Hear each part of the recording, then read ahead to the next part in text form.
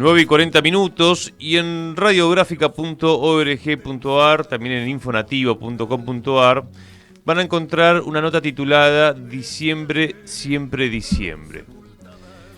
La costumbre de levantarse bien temprano para dejarle el mate listo a la familia que despierta cuando el rastro del padre se aleja, la rutina humilde que seguía Fernando Martín Gómez, de 27 años, 3 hijos, compañero de Sandra y vecino de Orán, Salta. También lo conocían como Pelao, chanchero de oficio o bagallero, según quien lo narre. El martes se rompió la rutina. Fernando salió por la tarde, ruta 50 arriba, con rumbo al paso fronterizo a la altura del río Pescado, afluente del Bermejo, límite natural que separa nuestra patria de la hermana Bolivia. Los chancheros pasan hojas de coca desde Bolivia con rumbo a Salta y Jujuy, donde se embolsan y se venden en cualquier kiosco, mercado, feria o puesto de abasto. Eso mismo hacía Fernando cada día de su vida ante los ojos de la Gendarmería Nacional, que controla el puesto 28 de julio, patrulla el río Pescado o controla a personajes que no integran el staff habitual de pasadores.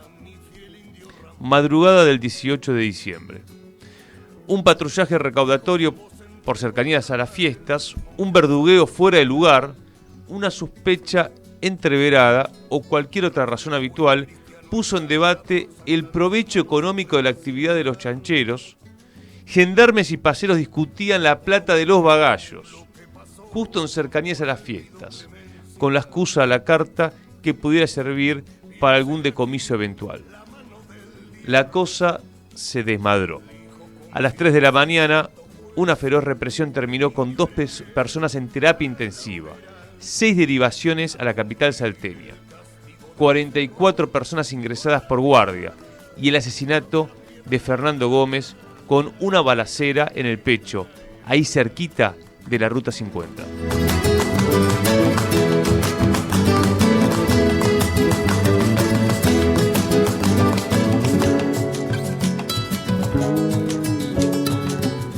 Así arranca la nota Fer Gómez, a quien tenemos ahora conectado. Fer, querido, ¿cómo estás?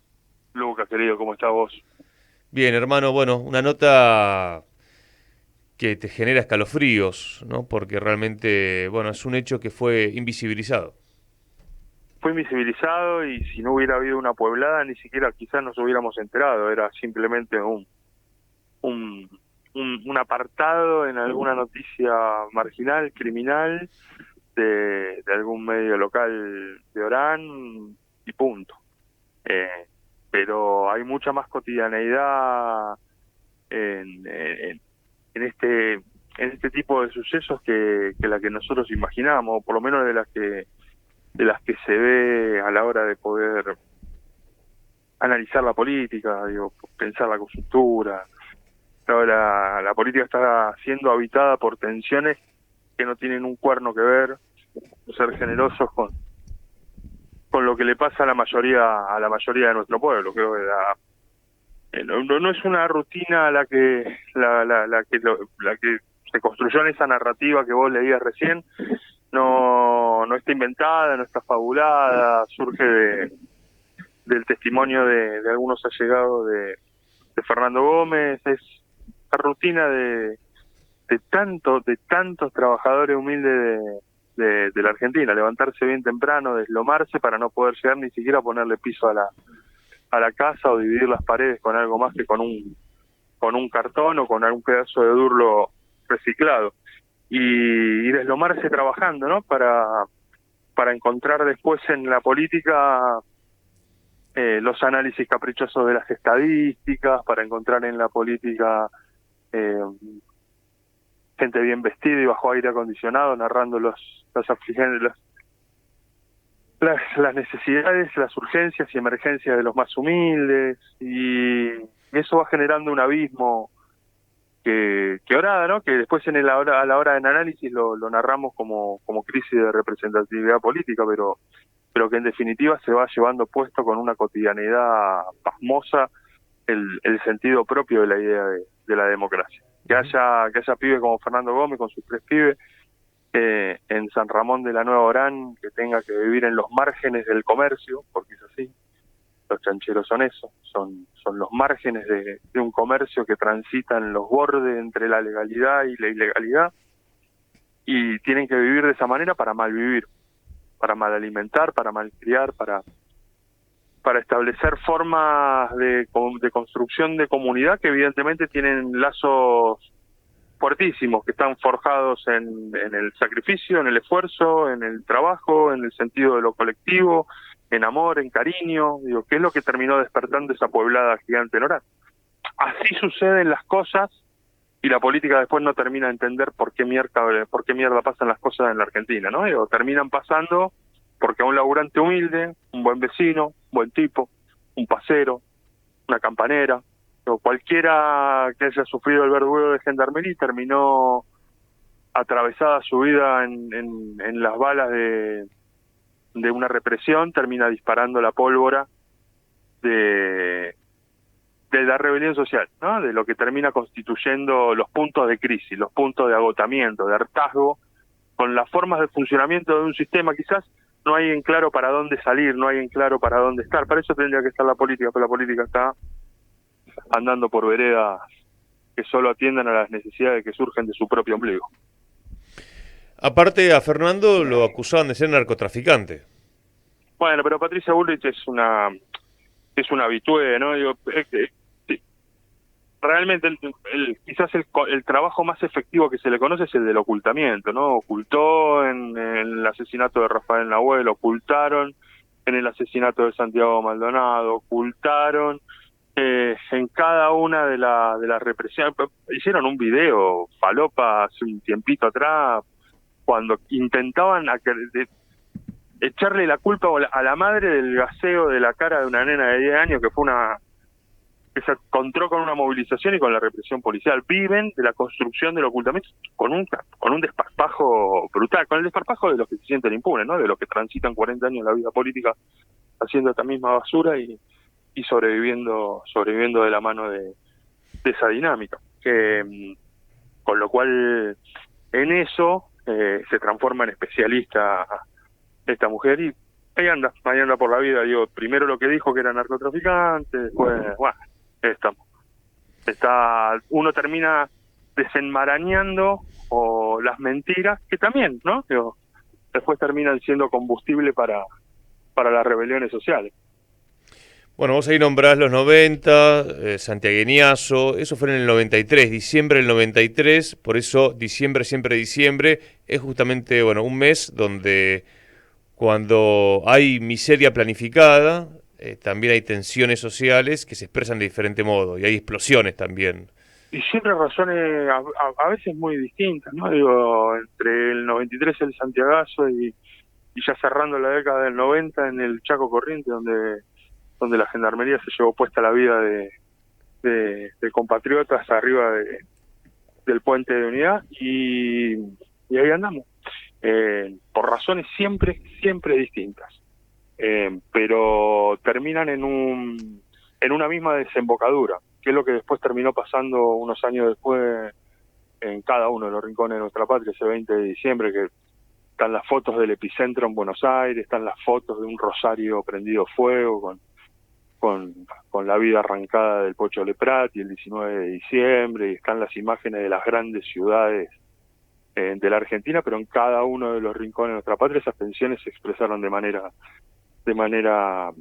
por momentos sin aparente coordinación, lo que había una expresión de un punto de hartazgo, y tuvo que transcurrir mucha agua del puente hasta que después llegara Néstor Kirchner a interpretar adecuadamente qué carajo había pasado ese 20 de diciembre del 2001. Bueno, la política tiene no que sorprenderse con los acontecimientos, sino tiene que ir construyendo respuestas adecuadas para anticiparse a que esa canalización no se lleve, para que no se lleve la vida a los argentinos no hace falta no luchar, lo que hace falta es que esa lucha tenga sentido, que esa lucha tenga una desembocadura clara, concreta, evidente, tangible en el horizonte más cercano de los destinos de nuestra patria. Si no lo encuentra, termina siendo caótico, conflictivo, tenso y lamentablemente termina uno contabilizando la vida de pibes como Fernando Gómez, como los tantos que pueblan los nombres de ese diciembre conflictivo de la Argentina. Fer, en un tramo de tu nota vos decís buscar candidatos y pensar en una salida mágica que emerja de las urnas tras una contienda interna marcada por debates que solo entienden los dirigentes, que la protagonizan y aspiran a algún cargo, no solo deja fuera a la enorme mayoría de las personas, también desagregan cotidianamente a una militancia que observa perpleja la ineficacia en la que insisten los dirigentes. Bueno, acá vos haces una crítica fuerte a la dirigencia profesional. Y vos imagínate que pareciera que el esfuerzo principal de la dirigencia que está en funciones de gobierno y que no está en funciones de gobierno dentro del movimiento nacional, es decir, que gobierna municipios o provincias, y aquella que no tiene responsabilidad, que tiene la institucionalidad, quizá del Partido Justicialista, como la tiene Cristina Kirchner, la tiene. Los debates y las tensiones orbitan en quién va a tener la lapicera el año que viene, quién puede llegar a ser candidato, quién va a acomodar los huesos en alguna lista, quién va a determinar quiénes son los nombres que acomoden los huesos en la próxima. Si eso no hace falta ni siquiera darle mucha más vuelta ni adjetivar demasiado para darnos cuenta de que está a años luz de lo que le pasa a nuestra gente. Pero también ha generado un agotamiento militante enorme. ¿Qué sé yo? Digo, imagínate la doña que tiene que mañana levantarse y ver cómo se llena la mesa navideña de los pibes que van a comer al comedor todos los días. Pues no le interesa el próximo candidato, sobre todo porque los debates de la candidatura en la Argentina parecen prescindentes de la discusión de una agenda política. No hay más allá, es casi como un entretenimiento. El sufragismo de candidatos y marketing electoral en Argentina fue postergando tanto los debates políticos que parecieran hasta una excusa, ¿no? Discutamos los nombres y no discutimos política. Y eso va generando un hartazgo, no hay propuesta de salida, va generando un desagregado permanente de militancia que en el mejor de los casos se hincha la bola y termina generando espacios de organización más fragmentado, más atomizado, que después cuesta muchísimo meterlo adentro de un mismo baile. Pero en el peor de los casos termina con militancia dentro, volviéndose a su casa. Mira, el otro día lo escuchaba a Agustín Rossi en una entrevista acá en Gráfica, que él hablaba del peronismo transformador, y cuando Vivian Elem, que lo entrevistaba, le preguntaba, bueno, pero ¿de qué trata ese peronismo transformador? La respuesta arrancó hablando de Milei. Y el planteo era, hay que ver con qué Argentina nos deja Milei. Ahora, no, y aparte la palabra transformador, la palabra hay que pensar en los nuevos derechos, hay que pensar en la construcción de conquistas, pero llenémosla de contenido. ¿Qué carajo vamos a hacer con el comercio exterior en la Argentina? ¿En serio? Porque una canaleta de dólares que se van para el extranjero es concreto y material. Digo, que la Barrick hace 8 meses estaba aprovechando un subterfugio para no garpar en Argentina un solo centavo por el oro que se lleva al extranjero. Digo, tiene consecuencias concretas, materiales y efectivas en un drenaje de guita que se va por los recursos estratégicos de nuestro país, por la canaleta de la rentabilidad de las grandes multinacionales. Bueno, qué sé yo. Esas son, bueno, ¿cómo el peronismo transformador? ¿Qué va a hacer con la Barrigo? ¿Cómo lo va a transformar la explotación de los recursos mineros de Argentina? ¿En qué va a transformar este saqueo? ¿En qué cosa? ¿En otro saqueo? Es decir, no vamos a tocarle los intereses a la Barrick Gold durante los próximos 20 años. O un saqueo con distribución. Por ejemplo, hoy que lo tuvimos el Porque orgullo. Por ahí la discusión, y alguno viene genuinamente y dice, lo que hay que hacer es cobrarle, ¿no? Pues qué sé yo.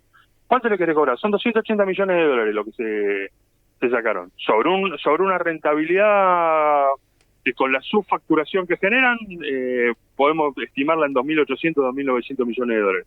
Igual le va a cobrar 280 millones de dólares en lugar de pensar un proceso de industrialización con el recurso estratégico de la minería. Pensar en desembocar esa rentabilidad en un proceso de reconstrucción industrial que genere más trabajo con el valor agregado del subproducto que se genera. Sí. ¿Esa va la transformación? ¿O lo único que va a hacer va a cobrar unos manguitos más a la multinacional, mientras cualquier laburante de la Argentina puede pasar 40 años de su existencia pasando todos los días, desde las 5 de la mañana hasta las 5 de la tarde, bolsa con hoja de coca para distribuir en algún comercio de Salta, de Jujuy o de cualquier otro rincón de nuestro país, puede laburar esos 40 años y no va a alcanzar esos 40 años para acumular el 0,01% de la guita que tiene Pablo Roca. Bueno, si nosotros seguimos abonando a una dinámica de esa manera, lo que va generando no es un ciclo de injusticias sociales que nos tiene que conmover la de entraña. Va generando la potencia en los que se llevan la parte de León en cada etapa de política de la Argentina, se llevan la parte de León, que tienen mayor fortaleza para seguir planificando y cagarnos la vida al conjunto de los argentinos. Un apunte, Fer, respecto de esto que decís. Yo creo que ahí también hay que poder sacar algunas conclusiones del kirchnerismo. En tanto, bueno, década, en realidad fue más de una década, pero bueno, 12 años en las que realmente hubo un avance de lo nacional, pero cuando se da el macrismo, yo recuerdo muchos dirigentes del kirchnerismo, incluso algunos referentes de la comunicación como Roberto Navarro, que se preguntaban por qué los empresarios no nos quieren si ganaron mucha plata. Es decir, la pregunta sobre la necesidad de una burguesía nacional, un empresariado que acompañe, ¿no?, las filas del peronismo. Bueno, creo que son preguntas para hacerse en términos de debate político, estratégico, de, bueno, ¿qué hay que hacer en la Argentina? Porque a la espera de esos empresarios han quedado algunos y otros se han acomodado los huesos a otro tipo de acuerdos. Entonces, de repente, el candidato del peronismo, Sergio Tomás Massa, apareció este año, que es lo que charlábamos hoy con Horacio Robelli, junto a Horacio Rodríguez Larreta con el Club del Petróleo, el lobby del petróleo en Houston. Es decir, también planificando el saqueo de la Argentina. Entonces, claro, uno se pone a ver todo eso y dice, ¿y quiénes son nuestros referentes entonces? Sí, pero porque yo no sé, aparte que la construcción de mucho cemento amnésico adentro de las capas a medida que pasan los años genera mucho también malestar, ¿no? En el 2015 hubo un conjunto de la militancia que se fue con un balance de hemos conquistado un montón y faltaba muchísimo. Tal cual. Tenía una profundidad muy corta lo conquistado hasta ese tiempo. Había pistas para pensar la grandeza de la nación sobre planificación estratégica, sobre ARSAT, sobre grandes conquistas de construcción, por ejemplo, de empresas del Estado fuerte, la recuperación de NARSA como instrumento disciplinador del mercado de hidrocarburos, que estaba acompañado de la recuperación. Hubo muchas buenas grandes ideas, decíamos, pero nos falta un montón por una cuestión sencilla. Bulgeroni es mucho más rico hoy de lo que era hace 12 años también. Y es más, tiene más posibilidad de planificar la política de hidrocarburos Bulgeroni en el 2015 que en el 2003. Bueno, y eso es un problema, hay que analizarlo. Hay que ponerlo en evidencia. Bueno, en el 2015 parecía que estaba mucho más claro. Y hoy pareciera que cualquier autocrítica que uno tiene que hacer con respecto a la década de conquista de kirchnerismo, los derechos, conquista. Pero ¿qué carajo le importa lo de él? ¿Quién puede estar en contra del matrimonio igualitario? De que son elementos, las tensiones en torno a eso, son discusiones pero totalmente vacías y abstractas. Es ir en contra del avance de la humanidad, es una idiotez. Ese no era el problema en el 2015, cuando había crítica, cuando había tensiones con la secuencia exagerada de como lo de la cámpora, cuando había una discusión sobre la obediencia o muerte. Bueno, no, loco, estábamos discutiendo otra cosa, estábamos discutiendo un modelo de país. No sé por qué en el medio se dejó de discutir ese proyecto de país, la necesidad de avanzar hacia la liberación nacional, y pareciera que aquellos que incluso hoy levantan la voz para decir, lo que hicimos fue meter al progresismo, es un idiote, eso es un idiote, es una estupidez, no vale la pena ni discutirlo en 15 minutos. No, esos sectores que ahora parecieran que el futuro del peronismo está en el conservadurismo. Es un idiote, loco, es una estupidez, está en contra de cualquier cabeza. El problema es que entre conservador y progresista lo que pareciera que no quieren discutir es el rol de las multinacionales en la Argentina. Es como que hay un neoliberalismo conservador y un neoliberalismo progresista, tensionando a ver quién le llena más la bolsa de la rentabilidad a los grupos económicos en este país. Bueno, lo que hay que romper es esa dinámica de falsa discusión y falso debate político. Lo que hay que construir es una organización revolucionaria en la Argentina. Y me parece que hay que empezar a traducirlo con vehemencia y con propuesta política de lucha y conflicto, porque si no se va a ir desanclando y desagregando cada vez más las tensiones sociales en Argentina de las propuestas políticas para pensar el futuro. Fer, querido, te mandamos un fuerte abrazo. Felicidades y nos reencontramos el próximo lunes, última columna del año. Próximo lunes en la última columna del año, en la previa de mi cumpleaños, aparte, 31 de diciembre. Sí, yo nací rompiendo la bola y así me pienso morir, ¿no? Pero así que nos vemos. Y feliz Navidad mañana, que siempre las buenas noticias son los humildes. Abrazo, amigo, gracias. Abrazo.